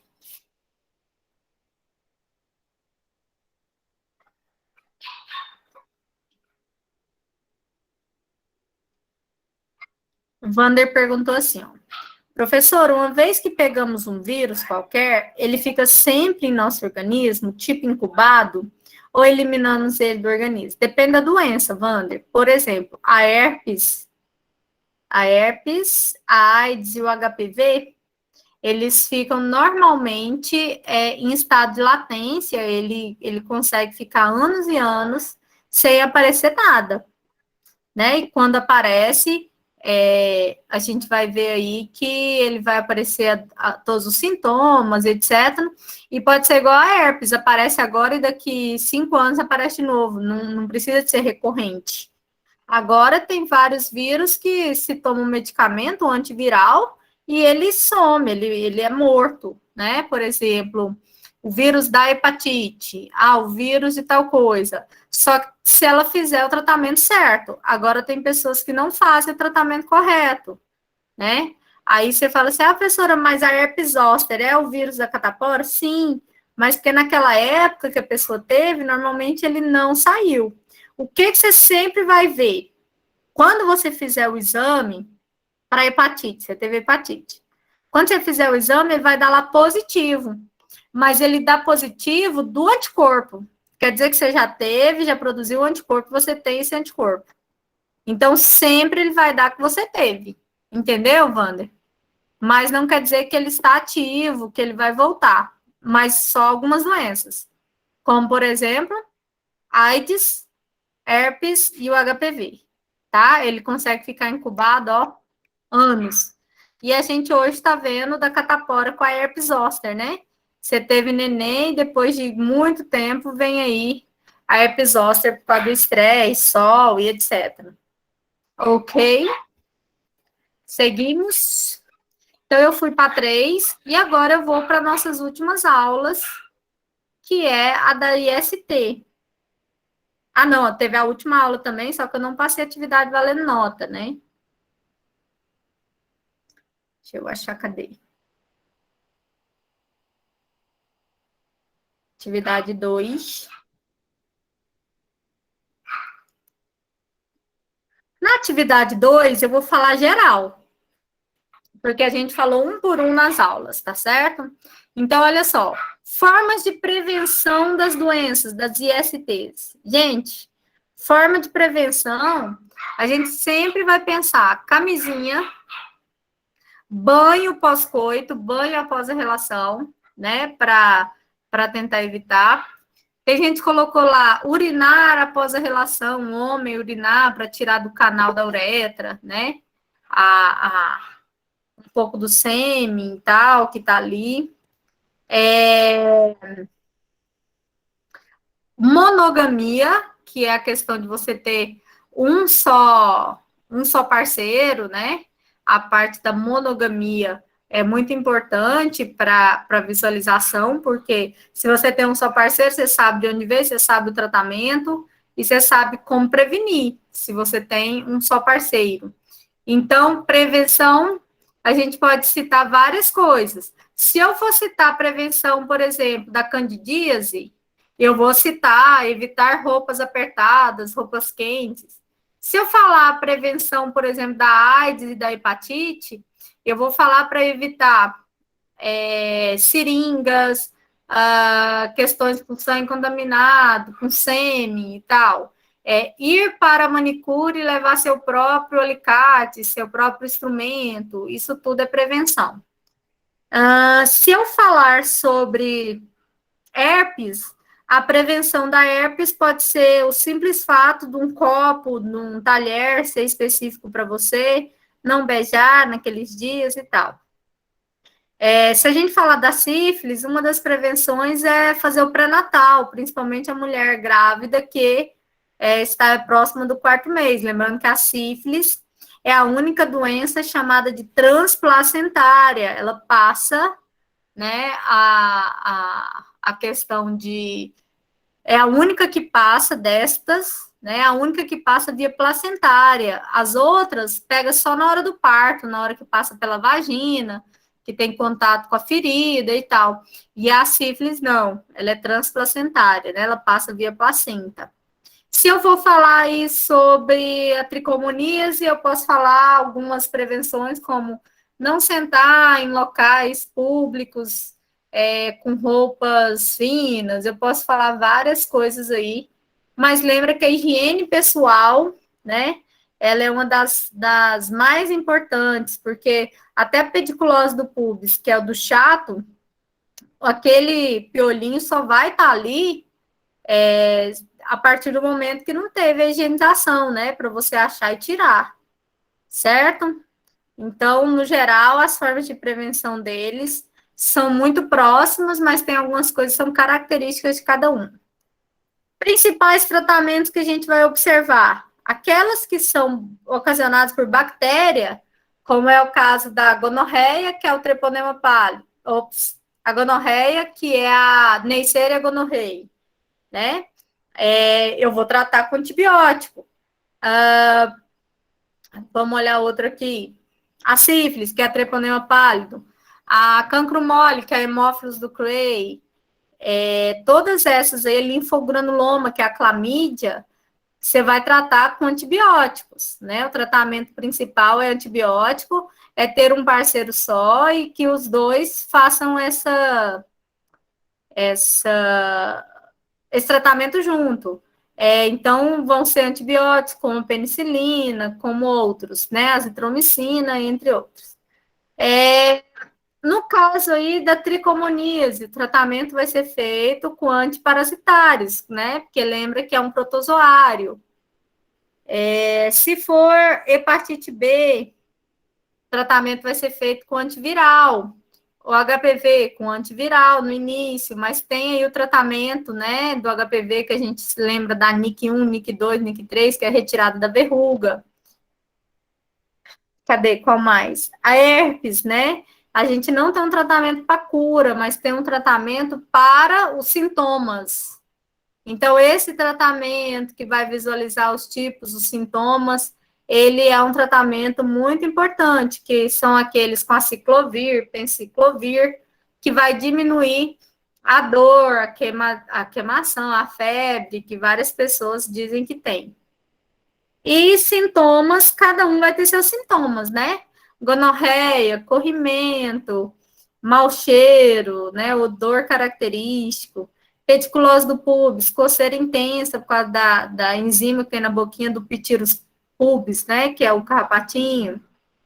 Tricomoníase, sintomas como corrimento, coceira, corrimento esverdeado, cheiro de ovo podre, linfogranuloma venéreo, micção matinal de manhã, então vai ter vazamento lá na ferida. Hepatite B, a pessoa vai ter problemas no fígado, então vai mostrar aí a pele amarelada, vai mostrar os olhos, às vezes, amarelados, dependendo do tipo da hepatite, né? Febre, fadiga e tal. O condiloma culminado, os sintomas principais são as verrugas, a princípio, né? Até que o HPV, que é o papiloma vírus human, que ele possa ocasionar feridas, entre outras coisas. AIDS, sintomas da imunodeficiência, que vão aparecer aí doenças oportunistas. A pessoa normalmente não morre de AIDS, morre de pneumonia, de um encravado, de outra coisa, porque ele não tem proteção. A sífilis, né, que a gente viu aí, sintomas, tem os treponemas, que são aquelas manchinhas. A gente vê aí o cancro duro, né, que é a sífilis, aquelas feridas que ela tem a casca dura e tal, mas as manchas que aparecem, a neurosífilis, cancro mole, que são aquelas feridas cheias de pus e a borda da ferida é mole. Candidíase, a gente vai ver corrimento, coceira, área esvermelhada, não existe essa não. Eu ia falar esverdeada. Área avermelhada em volta, né, dos grandes lábios, no homem, no pênis.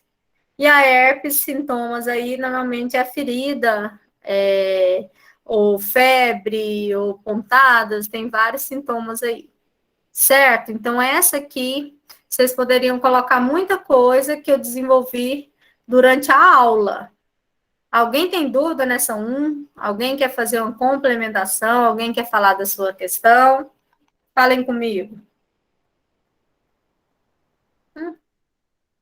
Boca furada. E aí?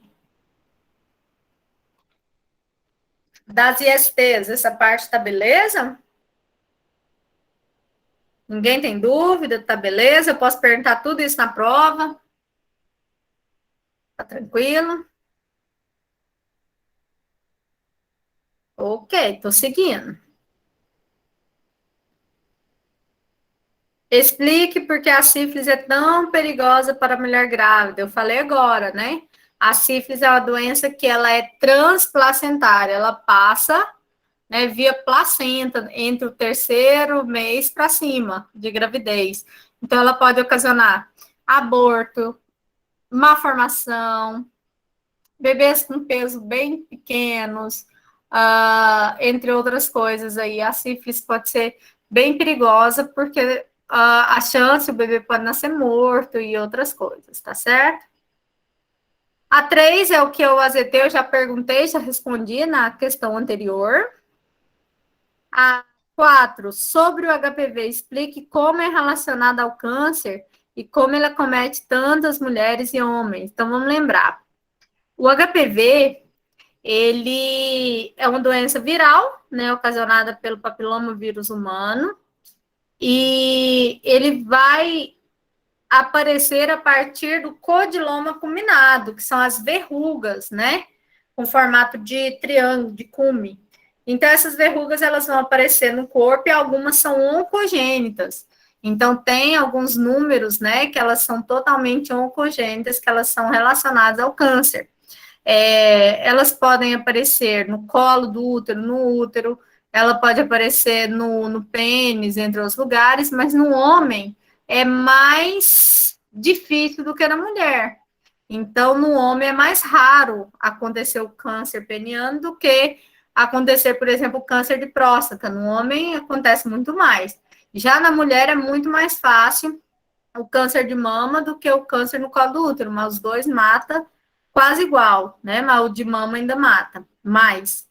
E aí a gente vai ver, né, que o HPV ele é relacionado ao câncer, porque ele vai ter fases.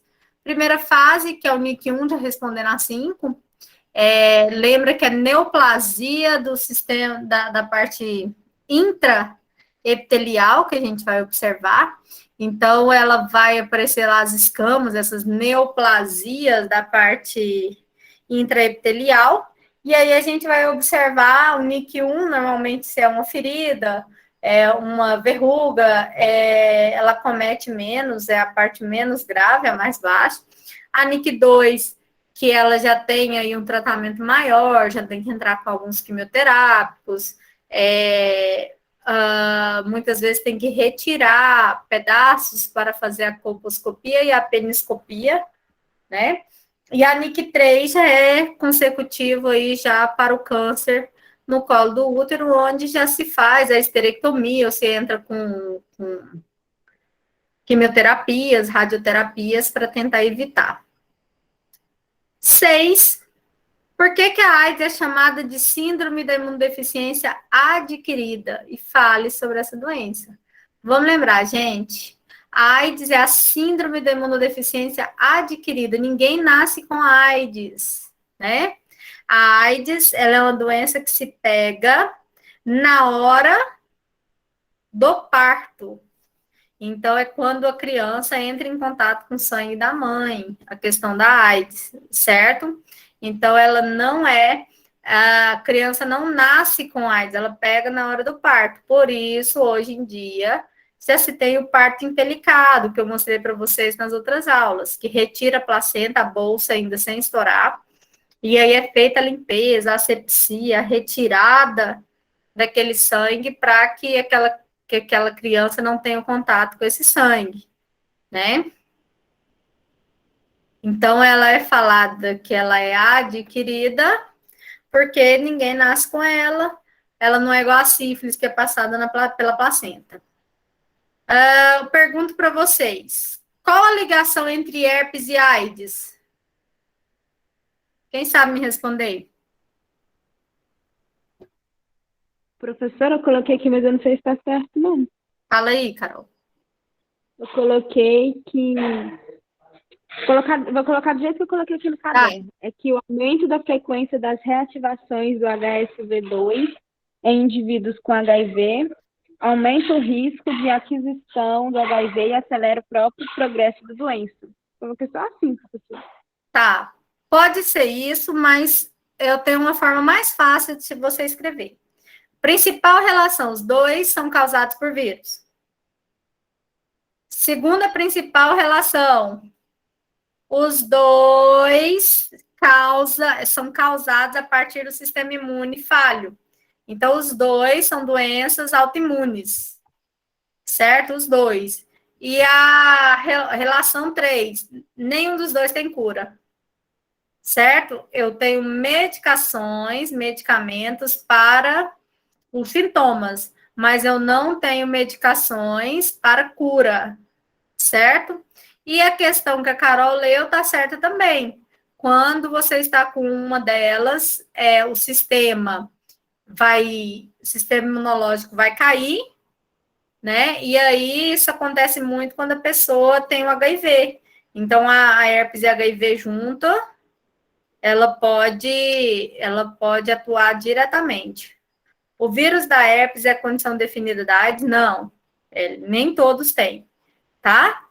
Pode acontecer da pessoa ter AIDS e não ter herpes. Tudo bem? A pessoa pode ter só AIDS e nunca ter tido herpes, ou só AIDS, né? Como se fosse coisa pouca. Ou a pessoa ter herpes e não ter AIDS. Então, não é condição definida, certo? Mas uma pessoa que tem AIDS, ela pode ter herpes a partir do momento que ela pegou o vírus durante a vida, a herpes aparecer, sim. Mas não quer dizer que tem. Ela tem que ter tido contato com o vírus da herpes, entendeu? Então, vocês podem colocar isso, que elas são ocasionadas por vírus, que as duas não têm cura, que as duas são autoimunes, certo? E que as duas têm tratamento para os sintomas, mas não tratamento para a cura. Tem pessoas que têm alguns acometimentos da herpes que são seríssimos. A gente viu o herpes zoster, lembrando que herpes zoster não é herpes, né? Que é a parte da catapora. Mas tem pessoas que têm herpes sérias mesmo, principalmente o paciente imunodeficiente. Ellen, os de AIDS, eles têm aí sério o corpo inteiro. E tem também aqueles que fizeram transplantes, que têm imunidade muito baixa. Quando a pessoa vai fazer transplante, ela toma um medicamento para que os anticorpos dela fiquem bem baixinhos, para evitar a rejeição. Então, ela toma lá os imunossupressores, vão fazendo a imunidade cair, você vai ficando quase sem anticorpos, para que quando o órgão novo chegar, os seus anticorpos não tentem expulsar, achando que é uma doença, né? Então, ele tenta enganar o nosso corpo. Ele diminui lá embaixo os antibióticos, ou os imunossupressores, para que o nosso corpo não reaja, porque senão o seu anticorpo está lá vigente, ele vai olhar e falar, uai, quem é você? Ele sabe que é um órgão novo que você precisa para viver? Não. Então, a gente vai ter ele aí, esses imunossupressores são tomados para a imunidade cair. Aí a pessoa vai e ela recebe o novo órgão e tal, e ela tinha herpes no organismo, e ele aparece após dias desse transplante. E aí, gente, a pessoa sofre, viu? Porque aí aparece herpes em tudo quanto é lugar, porque ela tá quase sem anticorpo, né? Para aparecer pouco. Então, tem vários surtos. Alguém tem alguma dúvida nessa? Diga, Mari. Professora, quem faz tratamento de quimioterapia também fica com a imunidade bem baixa, né? Na verdade, a quimioterapia, o problema dela é que ela mata as células cancerígenas, mas ela mata também muita célula boa. Ela não fala assim, você é boa, você é ruim. Ela mata uma galera, né? Eu já trabalhei em sala de vacina e eu tive pacientes lá que fez quimioterapia, que teve que vacinar, teve que fazer todo o histórico dela vacinal novamente. Por causa disso, porque é como se ela nunca tivesse vacinado. É porque os anticorpos tudo começam a morrer. Então, até os anticorpos produzidos durante a vida, né? Pois é. Ixi, tem uma galera. Eu tive que tomar vacinas pouco tempo. Eu fui fazer uma cirurgia, né, no estômago. Eu estava com a hérnia muito grande e aí era para ser feita a retirada. E eu fiz exame de um monte de coisa e tinha várias vacinas que não reagiram. E meu cartão de vacinação é inteirinho. Aí eu tive que tomar várias vacinas, não só vacina como para evitar um problema, né? Mas eu tive que tomar vacinas aí sérias que eu achei que eu tinha um anticorpo, eu não tenho mais. Aí, assim, como que você vai saber disso? Vai doar sangue, que aí na hora que você doar sangue vai vir lá seu histórico todinho de anticorpos. Você ajuda alguém e recebe ainda seus resultados. É verdade. Eu fiz também agora recentemente e não tenho o anticorpo da hepatite. Eu tenho que vacinar de novo, a 4ª dose, né, na verdade. É bom a gente sempre estar olhando. Pois é. Seguimos. 8. Sobre as ISTs, por que não posso afirmar que são somente via sexual, que elas são sexualmente transmissíveis? Por que eu não posso falar que são somente sexuais? Gente, vocês são novos profissionais da saúde. Nunca que eu quero escutar com um aluno meu falou para alguém que aparece com sintomas que é uma doença sexualmente transmissível. Vocês lembram o caso do idosinho que eu contei para vocês da farmácia? Então, lembra, é uma IST, mas quer dizer que uma das vias de transmissão é o sexo. Uma das vias de transmissão é o sexo. Uma só. Certo? Chega lá o idoso, lá de 90 anos, com sintomas de candidíase. É mais fácil ele ter acometido com essa doença lá em Caldas Novas, sentado numa cadeira daquela, ou usando uma toalha de alguém, ou é mais fácil ele ter tido relação sexual agora? Então, preste atenção, não que não possa, certo? Mas cuidado com as coisas que vocês falam. Então, lembra, via de transmissão é porque uma das vias de transmissão é o sexo, não somente o sexo, né? Herpes, a pessoa apareceu com a feridona na boca. Aí, nossa, o que você estava fazendo, hein? Na verdade, ela pode ter bebido água no copo na casa de alguém, no copo que alguém bebe sempre. Alguém tem herpes de dentro da casa. Você está usando o copo que não foi lavar direito. Então, tem que tomar muito cuidado com isso que a gente afirma. Tá? A mulher apareceu com HPV, o marido não teve nada. Você me traiu. Não, e ele pode estar com vírus lá dentro e não ter aparecido uma verruga nele. Então, a gente tem que tomar muito cuidado com isso. Certo? Gente, o intervalo de vocês já acabou. Eu posso seguir e libero vocês mais cedo um pouquinho? Pode, professora. Fique à vontade. Tá dando para entender desse jeito, o jeito que a gente tá seguindo? Tá beleza a revisão? Tá dando para entender? Tá tranquilo, professora. Aí, olha só. As 3 eu já discuti. Lembra que a matéria da aula passada vai cair nessa prova. Eu só não passei a atividade para vocês, porque vocês já tinham muita atividade para fazer. Então, eu não passei atividade para vocês. Eu passei lá assim, se vocês quiserem, material para a prova, mas não vale nota, né? A aula passada, para quem não assistiu, assista a aula passada. A aula passada, isso aqui não precisa de postar. Quem quiser postar não tem problema, mas não vale nota. Lembra que eu falei sobre tipos de bactérias? Então, eu falei sobre bactéria gram-positiva e gram-negativa, mas eu falei da morfologia delas. Então, eu falei sobre esféricas, sobre formatos de bastão, de bacilos, falei sobre formatos de espirilos, de espirais. Então, nós falamos sobre os formatos, cocos, estafilococos, streptococos, diplococos, né? Bacilos, vibrião, a gente falou sobre cada um desses formatos, de cada uma dessas classificações. Então, lembra, estuda, tá? E, por fim, a gente falou sobre as diferenciações do gram positivo e do gram negativo. Uma coisa importante, tá? Assista essa gravação, os slides dela estão aqui, ó. Os 2 slides dela estão aqui. Uma parte muito importante que a gente tem que relembrar, tá? A bactéria, ela gram-positiva, ela é aquela bactéria que na parede celular, que ela é composta por peptidoglicano, que são proteínas, né? Ela é bem espessa. Então, a gram-positiva, ela tem várias camadinhas de peptidoglicano. A camada da gram-negativa, ela é bem fininha, chamada de camada delgada. Ela tem uma camadinha só. Quando eu vou fazer a coloração de gram, que eu mostrei para vocês os vídeos, a gente viu na aula passada, eu pingo um corante chamado cristal de violeta.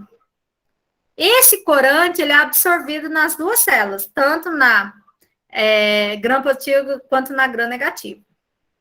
Quando eu pingo iodo, ele armazena mais um pouquinho. Quando eu pingo descolorante à base de álcool, pinguei em uma, pinguei na outra. Aquele que for gram positivo, o descolorante não vai atuar, ele não sai. A que for gram negativa, já que ela tem uma camadinha só, né, de peptidoglicano, ela não consegue segurar o cristal de violeta. Então, quando pinga o descolorante, ela descolora tudinho. Ela sai. E aí, por final, eu pingo ou a safranina ou a fucsina, que é o rosinha, ou vermelho, pinguei. Na hora que eu pinguei, lembra que a gram positiva já está azul, então ela não se colore, né? E já a outra, que foi tudo descolorida, ela se colore de fucsina, ela vai ficar rosinha. Então, toda vez que você olhar a gram positiva, ela vai estar colorida de azulzinho, de violeta. Toda vez que você olhar a gram negativa, ela vai estar de rosinha avermelhado. Então, eu vou ter aí gram positiva e gram negativa, diferenças da coloração gram, né? Ah, professora, mas então o que difere as duas? A coloração, que uma é violeta, a outra é vermelha, mas a gente vai ter aí a parede, a quantidade de camadas em cada parede, né? Eu tenho aí diferenças. Por isso, eu pedi para vocês fazerem um quadro comparativo para estudar, de K gram positivo, de K gram negativa, e para que vocês pudessem estudar aí para a prova, né? Lembrando que eu mostrei as morfologias de todas, a gente falou sobre algumas doenças, sobre a importância das bactérias para a parte médica, para o meio ambiente, entre outras, tá certo? Todo mundo entendeu? Como é que tá aí? Como vai você? Conta para mim. Eu preciso saber da sua vida. Eu tive mais dificuldade nessa dos grãos, professora, mas agora já tirei minha dúvida, já tá tranquilo. Acho que a de gram é a mais, vai cair um pouquinho nessa prova, mas ela cai de novo na segunda VA. Então, assim, eu ainda vou abordar mais coisas dentro dela, né? Eu acho que tem duas questões na prova, eu acho, que eu não lembro mais como é que tá a prova. Mas estudem, tá?